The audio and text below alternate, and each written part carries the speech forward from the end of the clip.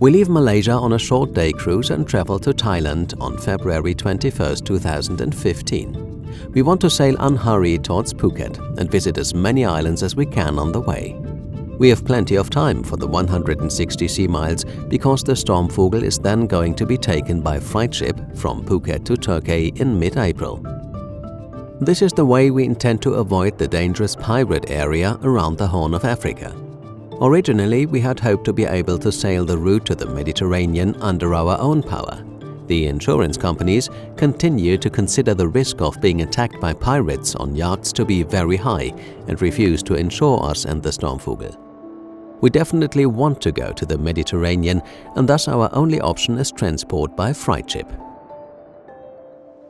Koh Lipi is our first island in Thailand, and we are immediately thrilled.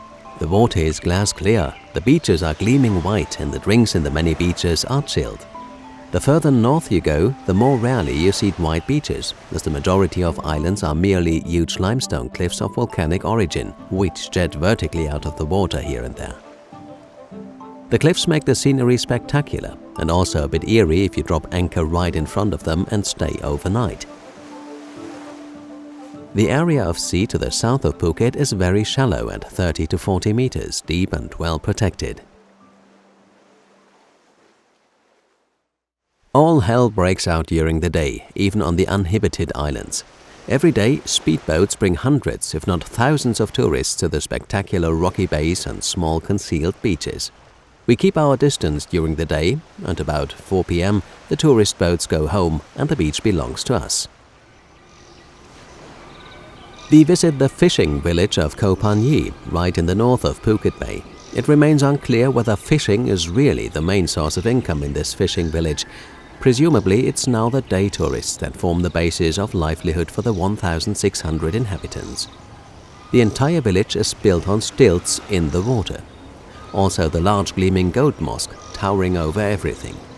Once again, we are astonished that the grandest buildings of the cities, villages and small islands around the world are always houses of God, irrespective of religion, country or which region of the earth.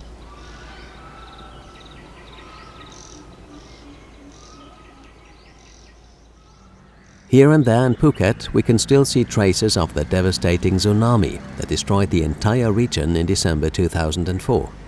With great compassion for the regional effects of the natural catastrophe, another sailor added to our smattering of knowledge.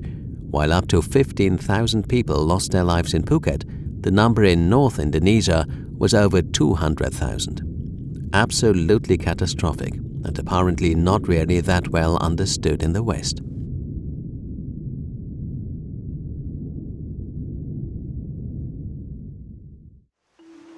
We sail on the Andaman Sea for a few days and visit the nature reserve of the Similan Islands. These islands are situated one day's travel with the Stormvogel west of Phuket and are not permanently inhabited. Similan is considered to be one of the best diving and snorkeling areas in the world, and this is the only reason why we finally don diving goggles and take a peek under the water's surface. Although we prefer to stay above water, the colorful interplay of coral, fish, water and sun is really something very special.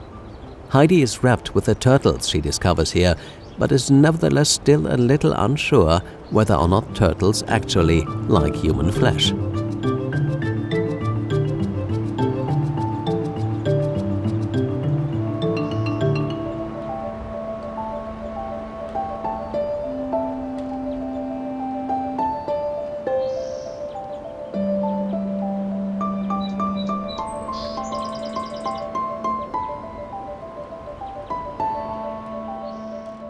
The time on board becomes a bit too much for us again, so we decide spontaneously to fly to northern Thailand to the Chiang Mai province.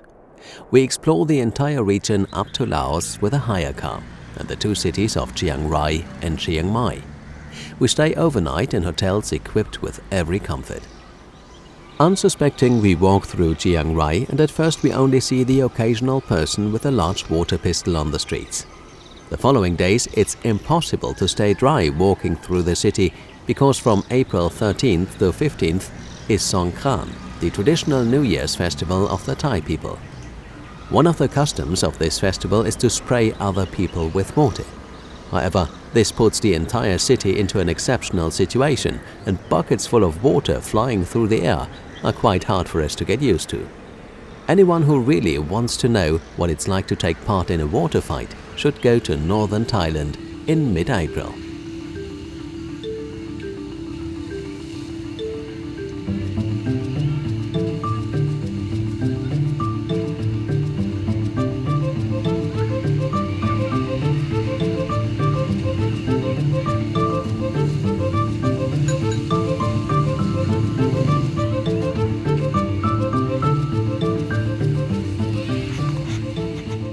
Back in Phuket, we prepare the Stormvogel for loading.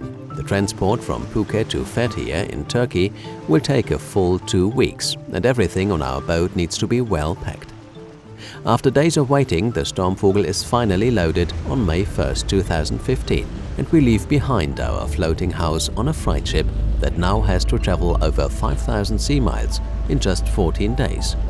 We fly on ahead, and in the meantime explore Turkey with a motorhome.